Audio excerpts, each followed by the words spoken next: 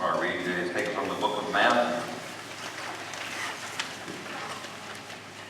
When Jesus saw the crowds, he went up the mountain. And after he sat down, his disciples came to him. And he began to speak and taught them, saying, Blessed are the poor in spirit, for theirs is the kingdom of heaven.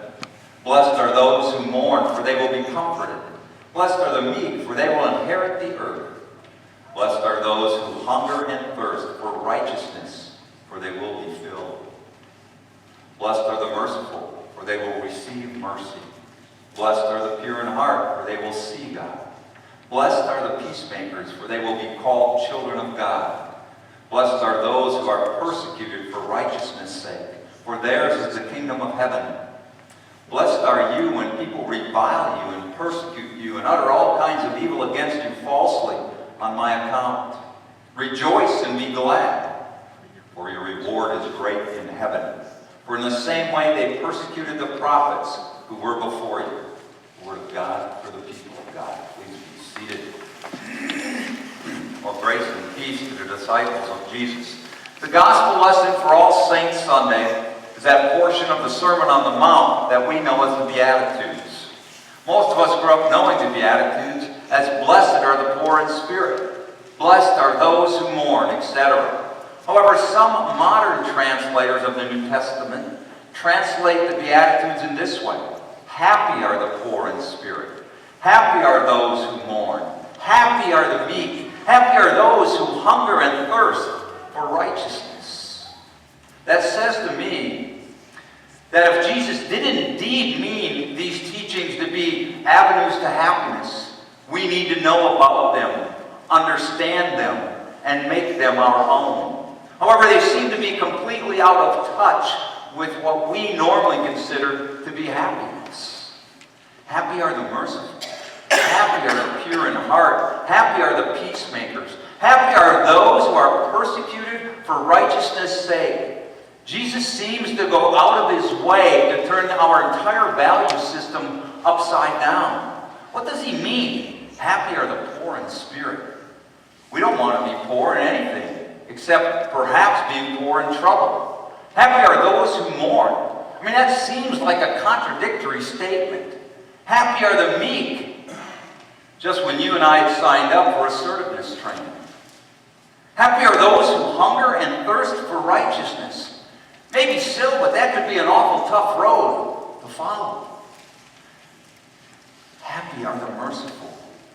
But you know, sometimes I don't want to be merciful. Maybe sometimes I want revenge.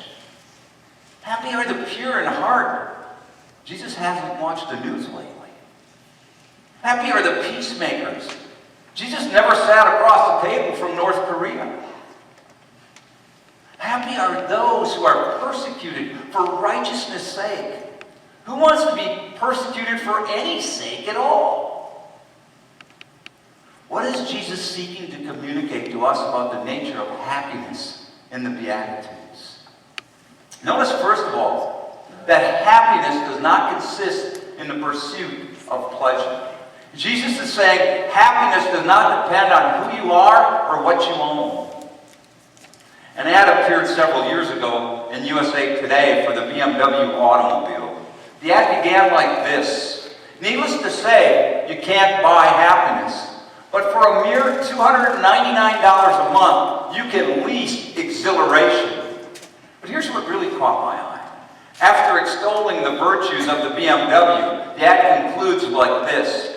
For a program of spiritual uplift. For a program of spiritual uplift on easy monthly terms, we recommend you visit a participating BMW dealer. What a promise for a car company to make. Did you know that driving a BMW is a program of spiritual uplift? And it's on easy monthly terms. Such a deal. Father Louis Everly, a noted Belgian theologian, priest, and writer, says that so many people never find happiness because they don't know where to go and look for it.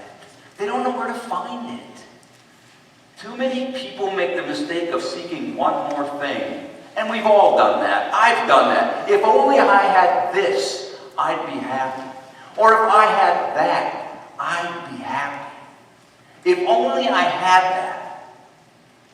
Too late, they learn that happiness does not come from the outside, but it comes from within. That is the first thing that is evident as we view the Beatitudes. Happiness is not synonymous with the pursuit of pleasure. Neither is happiness found in the avoidance of pain. This is a more subtle truth, but it is equally as important. We don't like pain, but we all know sometimes it's unavoidable. When LeBaron Briggs was the academic dean at Harvard, a graduate student came to his office to explain why he couldn't complete his thesis on time. He said, I just haven't been feeling well and I haven't been able to get it done. Dean Briggs replied, young man, I think it's time you realize that most of the work done in the world is done by people who aren't feeling well. In other words, get it done. Many of us do everything in our power to go through life avoiding any situation that is potentially uncomfortable or unpleasant. My guess is that this is the primary reason many of us never invite anyone to church. It makes us uncomfortable to offer this invitation, even though it might change someone's life forever. In a similar way, people will not stand up to someone who is overbearing because they do not want to rock the boat. Many people fail in business because they cannot make themselves pick up the phone and straighten out a bad situation. Some of us will go to extraordinary lengths to not offend anybody. We won't want any unpleasantness in our lives. We want everybody to like us, and we will sacrifice even our self-respect and our witness for Jesus in order to not ruffle anybody's feathers. Then we come to Jesus' words. Happy are you when you are reviled by men, and they persecute you, and utter all kinds of evil against you falsely on my account. Jesus is not talking about people who are deliberately obnoxious.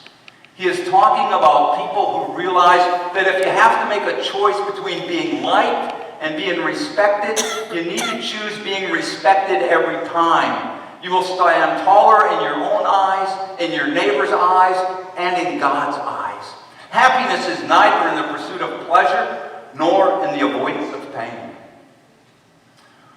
Where then is happiness to be found? Well, first of all, happiness is found in purposeful living. In these simple sayings about blessedness or happiness, Jesus really gives us a picture of a very special kind of people. They are humble, obedient to God, people who know what it is to face adversity. But they are also peacemakers.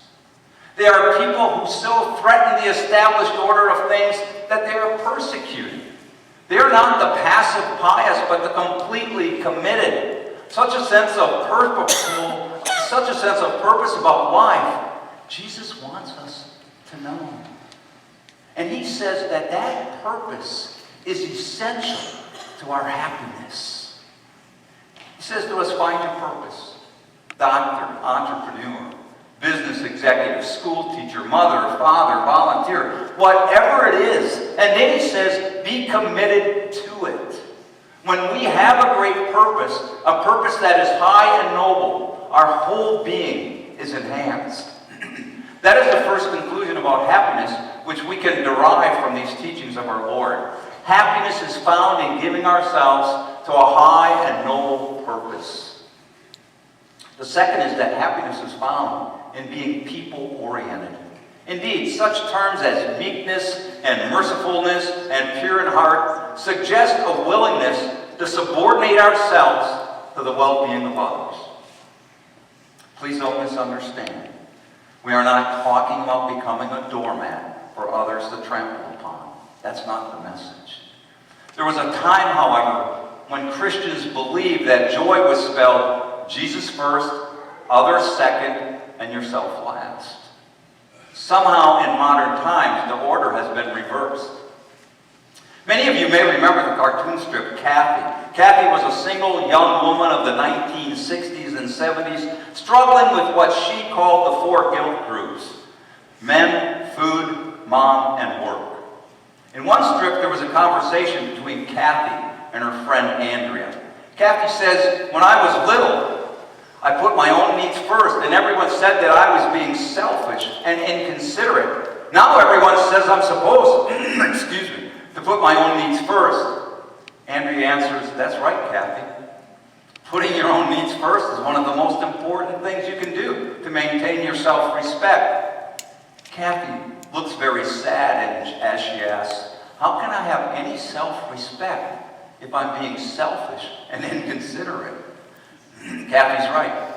Maybe looking out for number one is the key to success in the modern world, but it is certainly not the key to success in God's kingdom. Jesus Christ has been rightfully called the man for others. Jesus Christ has been rightfully called the one who cares and looks out for others above and beyond what is good for him. If we cannot become men and women for others too, we cannot hope to extend the influence of Christ's kingdom here on earth. Studies show that people who love others live longer and are healthier and happier. Happiness is living a purposeful life. Happiness is being people-oriented. Finally, happiness is to be found in a passion for God. The great evangelist and writer E. Stanley Jones counted himself one of the happiest people alive. He once wrote, I grasp in surprise and wonder. Life is working and working with rhythm and joy. How did it all happen? I asked myself that question, and as I sat in a hotel room in Alaska writing, I looked up and saw myself in a looking glass and said to myself, Stanley Jones, you are a very happy man, aren't you?